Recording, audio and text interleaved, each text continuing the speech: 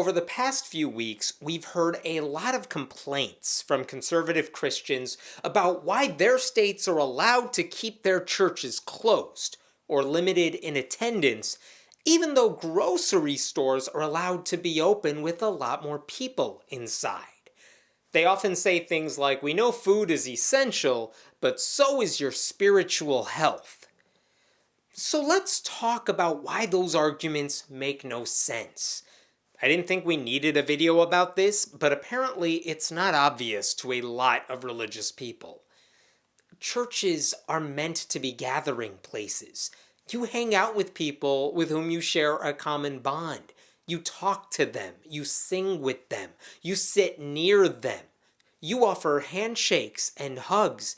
And even if a pastor says not to do that, the temptation to embrace your friends right now is pretty strong. I wouldn't blame you for instinctively getting close to someone you haven't seen in a while.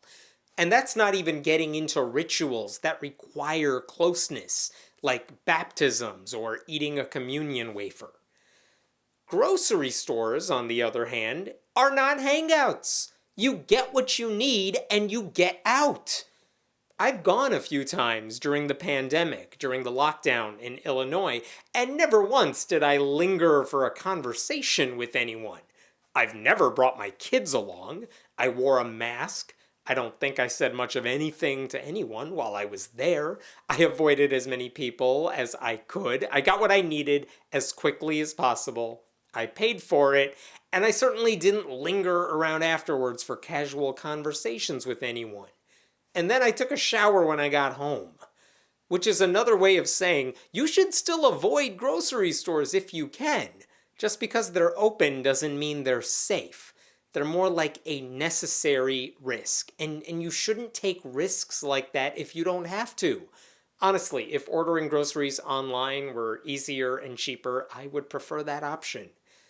Churches and grocery stores are not the same, so it makes sense for the rules to be different.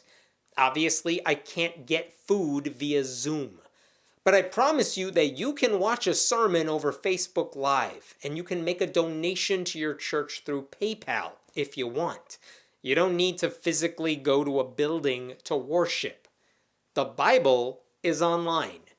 Cinnamon Toast Crunch is not.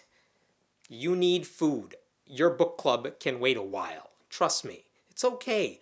It's not like anyone's even read the damn book anyway.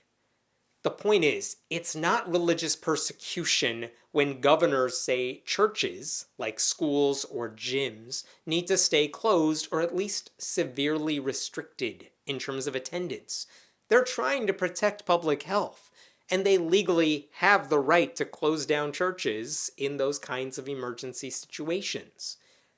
Now, I should say, most pastors understand all this. They respect science at least that much. But the small percentage of them who don't still represent a lot of people, and they could put their communities in danger. That's the concern. That's why your church needs to stay closed right now. And while we're on the subject, I've heard some conservatives complain that alcohol stores are considered essential, but churches are not. And isn't that messed up? I'll give them this. At least that one doesn't have a simple answer like the grocery store argument, but there are answers. The main reason, and you may not like this, is that some people seriously depend on alcohol. Maybe they're addicted, but some people also drink to relax. It helps them de-stress. And right now, there are a lot of reasons people are stressed out. I'm not saying that drinking in response to that is good. I'm saying that's a reality, whether you like it or not. And if you stop people from getting it, when their bodies have come to depend on it, it could lead to physical withdrawal and the symptoms that come with it. Hallucinations, blood pressure problems, seizures.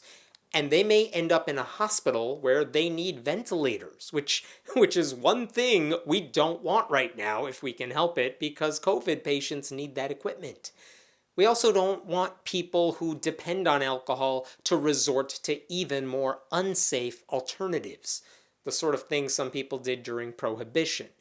So, yes, alcohol stores really are essential for a different reason than grocery stores. Maybe they're not essential for you, but they are for some people. There are other secondary reasons too. Many alcohol stores also sell food, so they really do function as grocery stores.